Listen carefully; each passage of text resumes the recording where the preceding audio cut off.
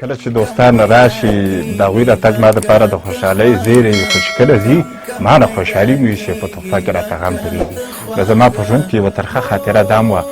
چې زما ماشومان په داسې حالت کې لکه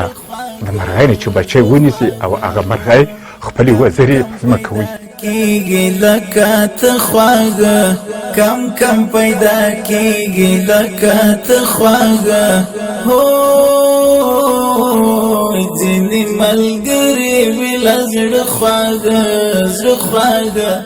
بسم الله الرحمن الرحیم. د المقدس خیره بنسټ قدرمن اوریدونکو یو ځل بیا سلامونه نیکې هیلې او احترامات درته وایم.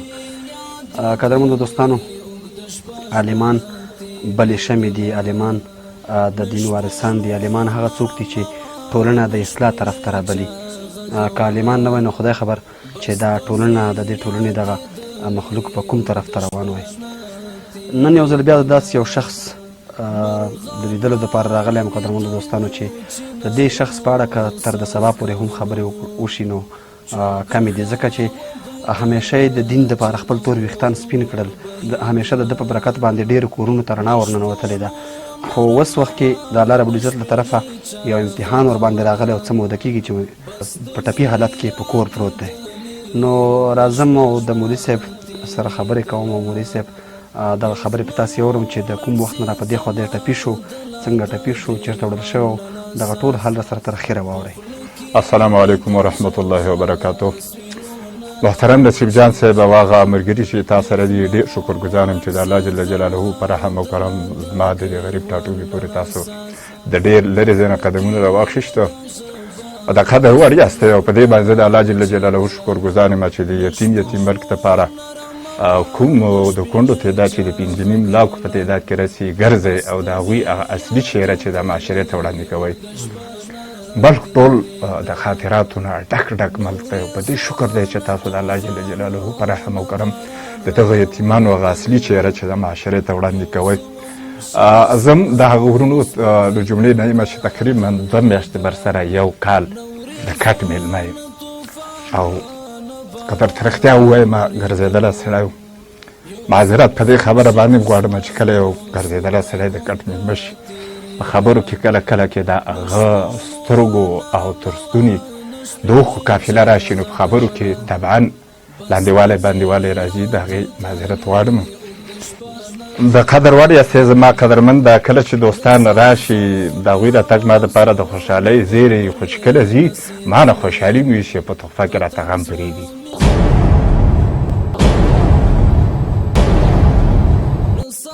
هغه دغه هم دا مطلب دی چې دې دوستانو سره باید ما څو قدمونه اخیستي وای او دوی سره ما په ولاړه خدای پاماني کړې وای.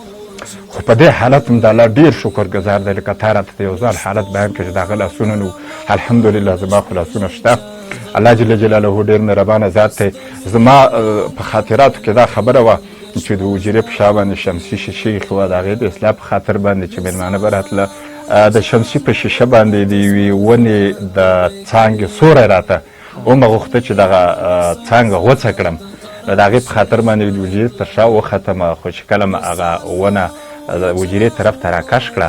نیمه یې غوڅه شوه. هغه 3 کسانو چې نورې څانګې نیولې وي قوي نه کړی شوه. په ډېرې تیزۍ باندې زه د ځان سره لاندې کیستمه. د کېوتلو نه وروسته د قدر وړ یو څو منټه بېهوشه ومه. خو د ژوند او د زندګۍ په حالاتو کې ما دپاره یوه ترخه خاطره دا وه. خو مولوي صاحب درته معلومات ونه شو چې کله لاندې ته ولوېدې کوم ځای دی لاندې ځمکې سره ولګېد؟ زما ګرانه مستقیمه چې ولوېدمه لکه دا څنګه چې ناست یم همدغسې ولوېدمه او د لوېدو په نتیجه کې د ملا یوه حصه ماته شوه ګرانه او یو څه کړی چې ډېر زیاتې مغدوشي او متضرره شوې. زه بېهوشه ومه خو کله چې د ماشومانو په ژړا باندې پوه شومه نو زما په ژوند کې یوه ترخه خاطره دا هم وه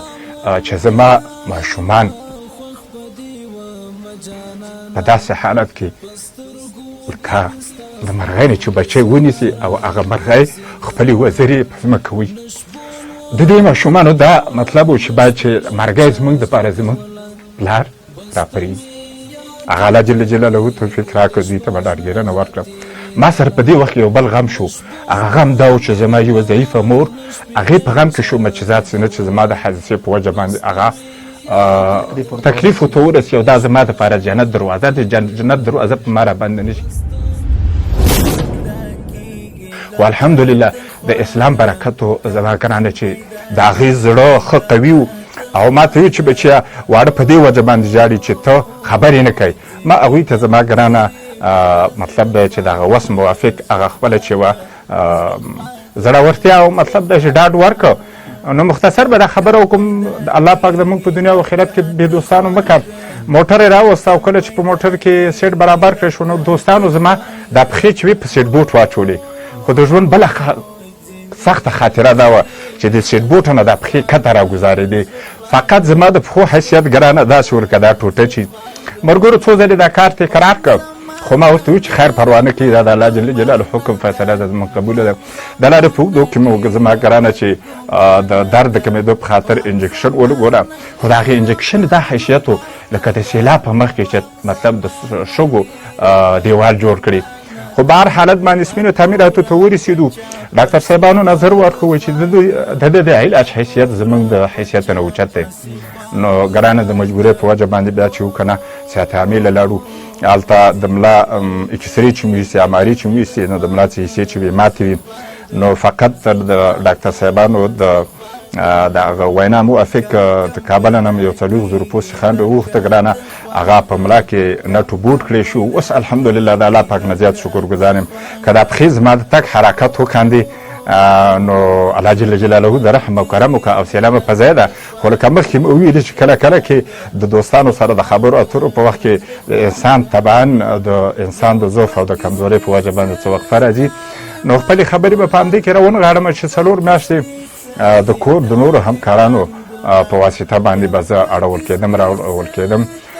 خو یوه خاطره به مختصر ووایم چې پښه مې میاشتې وچیچله او لاس دې ځای ته نه رسېده او پښه لاس ته نه رارسېده نو د عرش مولا ته په عریضه شوم چې یا الله زه اوس دومره ضعیفه یم چې د میاشتې ځواب نشم ویلی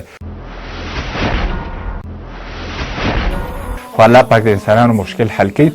تودې اوبه په یو پیپسي بوتل کې ایښې وې چې هغه به یخې شوې د شپې په اوږدو کې به ما څښلې چې هغه بوتل به راواخیسته او هغه د میاشتې جواب چې و الله پاک په هغې وکړ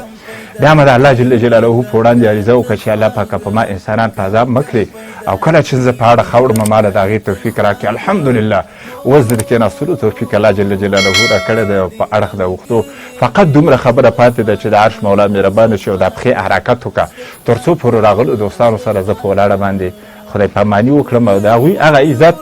چې تکلیف یې کړی دی د هغې یو څه دعاګانې وګټمه نو د قدر وړه زما د ژوند او د زندګۍ دغه خاطره وه او الله جل جلاله تر ننه پورې تقریبا چې 2 میاشتې برسره یو کال د کټ میلمه یم توفیق یې راکړی دی او دې نه وروسته به هم د الله پاک نه توفیق غواړو مولوي صاحب کوم ډاډ خو درته ډاکټرانو نه دی درکړی چې دومره وخت کې به ته خواله وکړې بیا چې هغوی ته درته ویلي هغه وخت سره په دغه یو کال کې تا کوم خواله کړی